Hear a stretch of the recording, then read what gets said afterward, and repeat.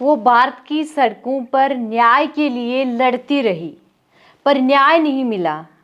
वह 9 साल की थी तब उसके पिता की हत्या हो गई। गुस्सा आया तो उसने खेल रत्न और अर्जुन पुरस्कार लौटा दिया। जब ओलंपिक में जाने की बारी आई तो उसे रोकने के लिए साजिशें रची गई। इतना ही नहीं, WFI ने उसे खोटा सिक्का और लंगड़ा घोड़ा तक कह डाला। ट्रेन में उसे प्यार हुआ तो शादी में 7 नहीं 8 फेरे लिए। ये कहानी है देश ही नहीं दुनिया की बहुचर्चित और लोगों की पलकों का सितारा बनी भारत की बेटी रेसलर विनेश फोगाट की। तो करेंगे बात संघर्ष से 100 ग्राम वजन तक।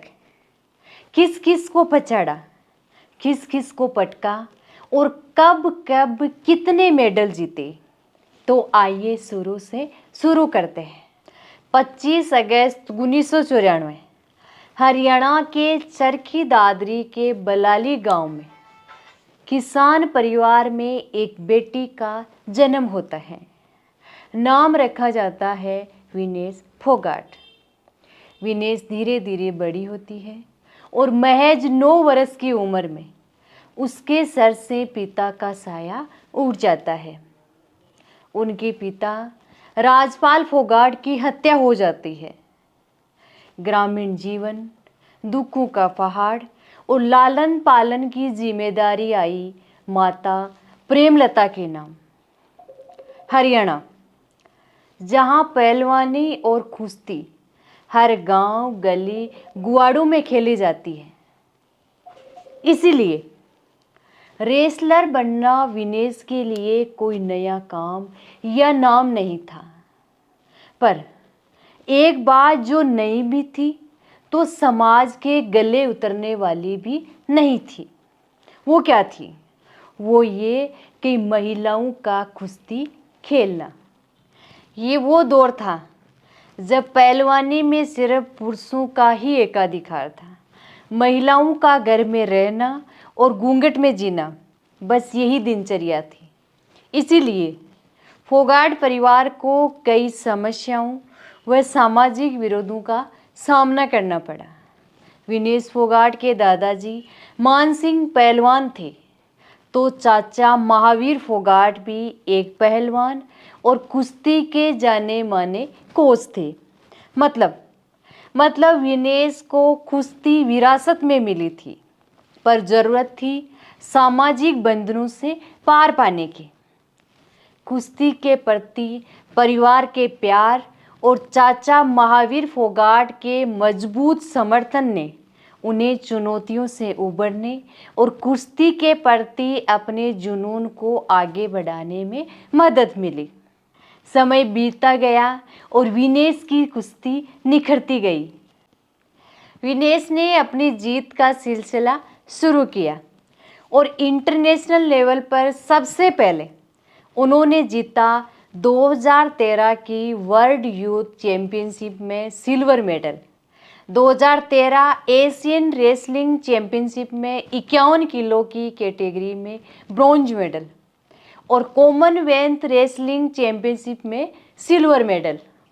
फिर आया साल 2014 जो विनेश के लिए विजय रथ साबित हुआ और विनेश ने ग्लासगो शहर में खेले गए कॉमनवेल्थ गेम्स के 48 किलो की कैटेगरी के फाइनल में उन्होंने एक ब्रिटिश रेसलर्स को 11-8 से हराकर सिर्फ 20 साल की उम्र में कॉमनवेल्थ गेम्स में गोल्ड मेडल जीता। मेडल जीतने का सिलसिला जारी रहा और इसी वर्ष एशियाई खेलों में भी 48 किलो की कैटेगरी में ब्रॉन्ज मेडल जीता। यहाँ पर बार बार 48 किलो का जिक्र इसलिए किया जा रहा है क्योंकि हाल ही में हुए पेरिस ओलंपिक में 50 किलो की कैटेगरी में मात्र 100 ग्राम वजन ज़्यादा होने पर उन्हें डिस्क्वालीफाई कर दिया गया। तो यहाँ आलोचकों ने सवाल किए थे कि 53 किलो की कैटेगरी में खेलने वाली विनेश ने 50 किलोग्राम क्यों चुना? तो इस सवाल का फिलहाल यही जवाब है कि ये सब परिस्थितियों पर निर्भर करता है। वैसे भी विनेश ने 50 किलो की कैटेगरी अपनी इच्छा से नहीं बल्कि मजबूरी में चुनी थी। क्यों? क्योंकि 53 किलोग्राम की कैटेगरी पहले से ही रिजर्व कर दी गई थी। और इससे भी बड़ी बात कि विनेश 50 ही नहीं 48 किलो में भी खेल चुकी है।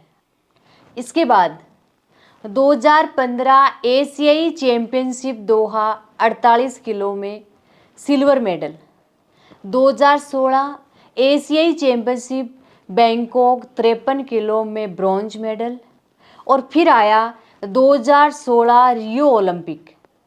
इसमें पहले ही मैच में अपनी प्रतिद्वंदी खिलाड़ी के दोनों कंधे मैट से लगाकर चित कर दिया और यहाँ मैच 0-11 से अपने नाम किया। जब विनेश क्वार्टर फाइनल में पहुंची तो सामने थी चीन की सुयान, जो मैच विनेश जीत जाती। बट इसी वक्त जब वह अपनी प्रतिद्वंदी से आगे चल रही थी तो उन्हें एक भयंकर चोट लगी और प्रतियोगिता से बाहर होना पड़ा और एक लंबा समय लगा इसको कवर करने में। 2017 एशियाई कुश्ती चैंपियनशिप नई दिल्ली। 8 महीने बाद चोट से वापसी करते हुए विनेश फोगाट ने 55 किलोग्राम फ्री स्टाइल में ब्रॉन्ज मेडल जीता।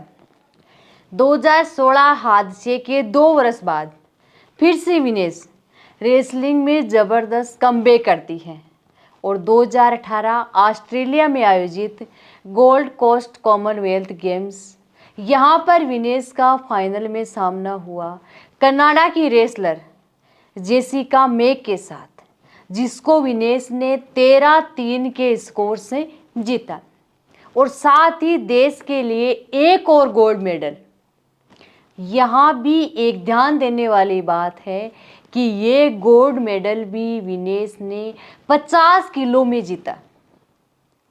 इसके ठीक बाद जकार्ता में एशियाई गेम्स हुए, जिसमें पहले ही मैच में इनका सामना हुआ सुयान से। ये वही सुयान थी जिसके साथ 2016 के मुकाबले में विनेश को चोट लगी थी। यहाँ विनेश ने इसको 8-2 से मात दी। इस मैच का फाइनल हुआ जापान की रेसलर के साथ, जो यहाँ भी विनेश ने 6-2 के साथ फाइनल जीता और विनेश बन गई एशिया गेम्स की गोल्ड मेडलिस्ट। मतलब विनेश ने एक ही साल में 2 गोल्ड मेडल जीती। इसी वर्ष यानी 2018 में एशियाई कुश्ती चैंपियनशिप बिश्केक में भी 50 किलोग्राम में सिल्वर मेडल जीता। 2019 विश्व कुश्ती चैंपियनशिप कजाकिस्तान में 53 किलोग्राम में ब्रॉन्ज मेडल।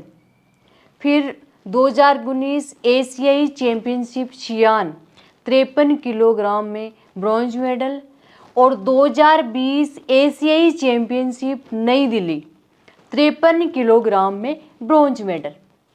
2021 एशियाई कुश्ती चैंपियनशिप अलमाटी 53 किलोग्राम में गोल्ड मेडल। मतलब विनेश ने 2021 में एक और गोल्ड मेडल जीता। फिर आया 2021 टोक्यो ओलंपिक। यहाँ विनेश 53 किलो की कैटेगरी में थी, लेकिन अब विनेश के लिए मुश्किल था। यहाँ 7 कम और साजिशें ज़्यादा होने लगी थी। यहाँ भी विनेश ने पहला मैच 7-1 से जीता, लेकिन दूसरा मैच हार गई। वजह बताई गई विनेश की तबीयत बिगड़ना। विनेश को जो सुविधाएं भारतीय कुश्ती संघ से मिलनी चाहिए थी वो नहीं मिली और उल्टा उन पर अनडिसिप्लिन का आरोप लगाकर उन्हें टेम्परेरी बाहर कर दिया।